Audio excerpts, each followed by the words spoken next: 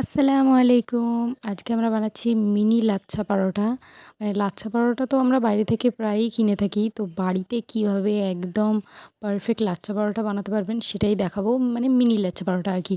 এটা আপনারা চা দিয়ে বা অন্য কোনো তরকারি দিয়েও খেতে পারেন। খুবই সুস্বাদু হবে এবং খুবই তাড়াতাড়ি বানিয়ে ফেলতে পারবেন। তো চলুন রেসিপিটা শুরু করি। তো প্রথমেই আমি নিয়ে নিয়েছি ২ কাপ ময়দা। তারপরে দিয়ে দিয়েছি পরিমাণ মতো নুন এবং অল্প একটু চিনি।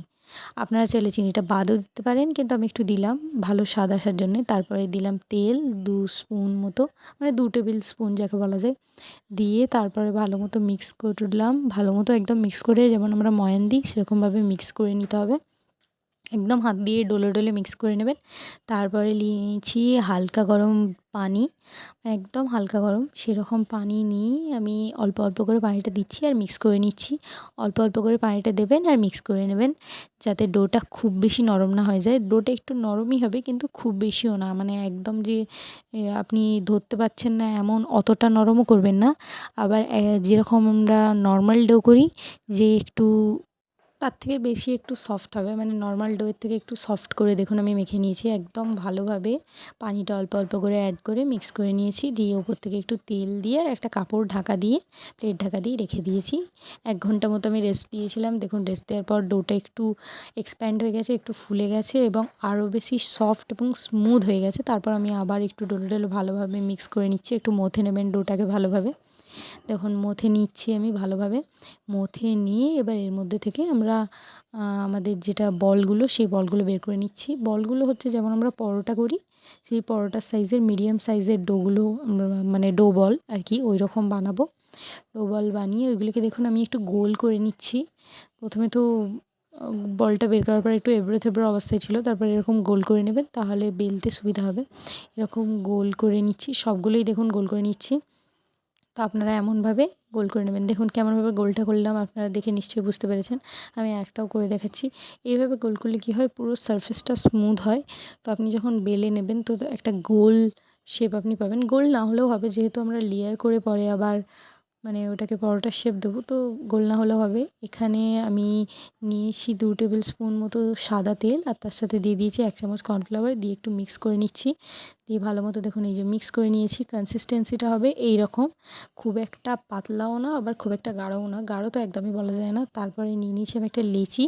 দেখুন লেচিটা আমি গোল করে নিয়েছিলাম, একদম স্মুথ সারফেস। একটু ওই কর্নফ্লাওয়ারটা গুলতে যতক্ষণ সময় লেগেছে ততক্ষণে ওটা একটু রেস্ট দিয়েছি, আর বেশি রেস্ট দিইনি।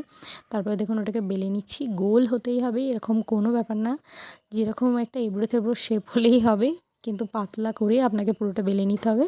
কারণ আমরা এরপরে এগুলোকে ছুরি দিয়ে কেটে, কেটে লেয়ার বের করব। আপনাদের কাছে যদি পিৎজা কাটার অ্যাভেলেবেল থাকে তাহলে তো খুবই ভালো হয়, আপনারা পিৎজা কাটার দিয়েও করতে পারেন। নাহলে ছুরি দিয়ে করলেও ভালোভাবেই হয়ে যাবে। আমি ছুরি দিয়ে করেছি। দেখুন এবার আমি কেটে নিচ্ছি এরকম সরু, সরু করে। দেখে নিশ্চয়ই আপনারা বুঝতে পারছেন, খুব বেশি সরু না, একদম যে মানে গায়ে, গায়ে হয়ে গেছে আমি সেরকম না। আসলে আমি তো একদম প্রো, যে মানে অনেকবার বানিয়েছি সেরকমও না। তো আপনারাও নিশ্চয়ই আমার থেকে ভালো পারবেন। এইরকমভাবে ছুরি দিয়ে এরকমভাবে কেটে নিচ্ছি। আরেকটা টিপ এখানে, তো পরোটাটা তো বেললাম পরোটার মতো আরকি গোল করে। সেরকম মানে বারবার উল্টে পাল্টে বেলা যাবে না। আমরা যেমন আটা দিয়ে বারবার উল্টে পাল্টে নিই, তাহলে কিন্তু এটা স্লিপ করবে। আমি প্রথমে বেলন চাকিতে ভালোভাবে তেল লাগিয়েছি, দিয়ে তারপর এটা দিয়েছি যাতে এটা উঠে, উঠে না আসে। দেখুন আমি যখন কাটলাম তখন উঠে, উঠে আসলো না। আপনাদের ক্ষেত্রে যদি ওই প্রবলেমটা হয় তাহলে বুঝবেন যে ভালোভাবে তেল লাগানো হয়নি, তার কারণে ওটা স্টিক করছে, মানে বেলন চাকির সাথে আমাদের আটকে যাচ্ছে। এটাই হচ্ছে প্রবলেম হয়। তো তারপর আমি যে পেস্টটা বানিয়ে রেখেছিলাম ওটা আমি অয়েল ব্রাশ দিয়ে এরকম কেটে নেওয়ার পর তার উপরে পুরো ভালোভাবে স্প্রেড করে দিচ্ছি। ভালোভাবে দেখুন স্প্রেড হয়ে গেলে এইভাবে আস্তে, আস্তে হাত দিয়ে তুলে সব মানে লেয়ারগুলোকে গোল করে নেব। এরকম গোল করে নিতে হবে। এটা খুবই সাবধানতার সঙ্গে করবেন। দেখুন আমি নিচে তেল লাগিয়েছি বলে একটুও আটকাচ্ছে না। একদম স্মুথলি আমি পুরোটাই তুলে নিতে পেরেছি। আপনাদের যদি আটকায় তার মানে বুঝবেন যে নিচে তেল দেওয়া হয়নি। এরকম তারপরে ২ হাত দিয়ে দুটো শেষ প্রান্ত, মানে পরোটার আমাদের যে শেষ প্রান্ত সেটাকে ধরে হালকা হাতে আমি একটু টেনে নিচ্ছি। একটু টেনে নিলে এটা একটু লম্বা হয়ে যাবে। তাতে আপনাদের লিচিটা করতে সুবিধা হবে। আপনারা নিশ্চয়ই দেখে বুঝতে পারছেন আমি কিভাবে করেছি। তারপর এটাকে দুদিক থেকে এরকম গোল করে, গোল করতে, করতে শেষে এসে এরকমভাবে দেখুন প্রেস করে দিয়েছি। এটাকে আপনি না এরকমভাবে বানিয়ে নিয়ে 5 মিনিট মতো রেস্ট দেবেন। রেস্ট দিলেই কিন্তু এটা খুব সুন্দর একদম মানে প্রেস করতে পারবেন। নাহলে একটা রাবারি টেক্সচার তো থাকে ময়দার, সেজন্য হয়তো বড় হবে না আপনাদের। তো দেখুন আমার সবগুলোই রেডি হয়ে গিয়েছে, একদম সবগুলোতেই প্রপার লেয়ার বোঝা যাচ্ছে, দেখেই বুঝতে পেরেছেন আপনারা। তো চলুন এবার ভেজে নেওয়ার প্রসেসে চলে যাই। নিয়ে নিয়েছি আমি একটা তাওয়া। এটা হচ্ছে ননস্টিকের, যেমন আমরা বাড়িতে ইউজ করি সেরকম ননস্টিকের তাওয়া।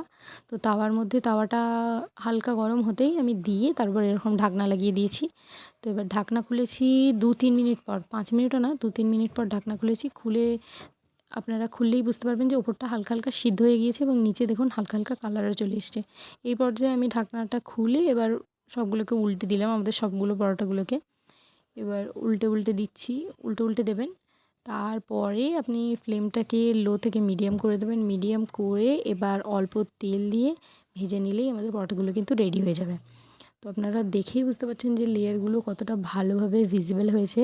আপনারা ওই যে কর্নফ্লাওয়ার আর অয়েলের যে স্প্রেডটা আমি বানিয়ে লাগালাম ওটা অবশ্যই লাগাবেন। ওটাই হচ্ছে মেন ট্রিক। ওটা না লাগালে কিন্তু সেই জড়িয়ে যাবে, শেষ পর্যন্ত এসে দাঁড়াবে সেই গোল রুটির মতো, খুব একটা ভালো লেয়ার বোঝা যাবে না। এবার আমি একটু তেল দিয়ে দিলাম ওপর থেকে। দেখুন আমি ভেজে নিয়েছি এরকম ব্রাউন ব্রাউন, ভাজা অবস্থাতেই ভাজতে ভাজতেই অনেকটা লেয়ার খুলে এসেছে। কিন্তু তারপরেও কীভাবে মানে তারপরে কীভাবে কী করলে যে লেয়ারটা একদম প্রপার ভিজিবল হবে সেটাও আমি দেখাবো। দেখুন এরকম হালকা ব্রাউন হয়েছে, আমি খুলে নিয়েছি। এবার এগুলোকে নামিয়ে, এটা গরম অবস্থাতেই আছে, আমি 2 হাত দিয়ে 2 সাইডে এরকমভাবে প্রেস করেছি। দেখুন ধোঁয়া বেরোচ্ছে, একদম খুবই গরম অবস্থা। প্রেস করলেই এটা এরকমভাবে খুলে খুলে যাবে। দেখুন খুলে খুলে যাচ্ছে, একদম সব লেয়ারগুলো বোঝা যাচ্ছে। মাশাআল্লাহ খুবই সুন্দর লাগছে, আপনারা দেখেই বুঝতে পারছেন। তো আপনারাও এইভাবে এই রেসিপিটা ট্রাই করবেন, আশা করছি খুবই ভালো লাগবে রেসিপিটা আপনাদের। তো এইভাবে ট্রাই করবেন। দেখুন সবগুলোকেই এরকম সাইড দিয়ে প্রেস করে করে আমি খুলে নিচ্ছি লেয়ারগুলো।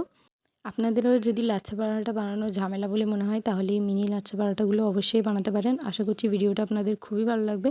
ভালো লাগলে লাইক, শেয়ার, সাবস্ক্রাইব করে পাশে থাকবেন। দেখা হবে পরের ভিডিওতে। আল্লাহ হাফিজ।